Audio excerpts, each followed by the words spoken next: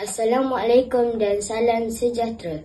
Saya Azmukri bin Mazuki, murid tahun 5 dari SK Bukit Anak Dara, Kemaman, Terengganu. Di sini saya akan berkongsi bicara buku yang bertajuk 100 Fakta Keajaiban Dunia.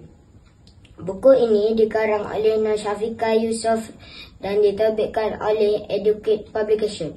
Buku ini merupakan himpunan fakta menarik penuh maklumat yang patut dibaca oleh kita semua. Kita tinggal di dunia yang dikelilingi oleh pelbagai keajaiban yang indah, sama ada secara semula jadi atau buatan manusia. Keajaiban ini diisytiharkan sebagai tapak warisan dunia. Buku ini dapat menambahkan pengetahuan tentang keajaiban dunia seperti yang pertama, Muzium Mesir. Muzium ini terletak di Kahirah, Mesir. Ia mempunyai banyak koleksi barang antik Mesir kuno. Ia turut menyimpan koleksi antik Firaun terbesar di dunia. Keajaiban yang kedua ialah Menara Condong Pisa. Menara ini terletak di Itali dan merupakan menara loceng.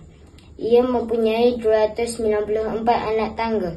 Ianya adalah salah satu daripada 7 keajaiban dunia zaman pertengahan.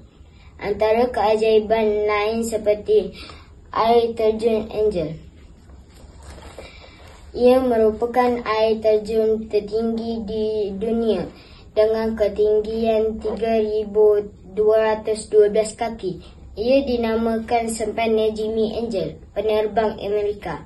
Saya suka membaca buku ini kerana dapat menambahkan ilmu pengetahuan tentang keajaiban dunia yang berbeza.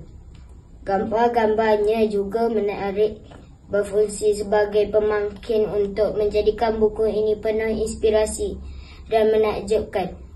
Jika kawan-kawan mencari buku yang penuh informatif, sesuailah buku ini sebagai permulaan. Jangan lepaskan peluang membacanya. Terima kasih, kita jumpa lagi.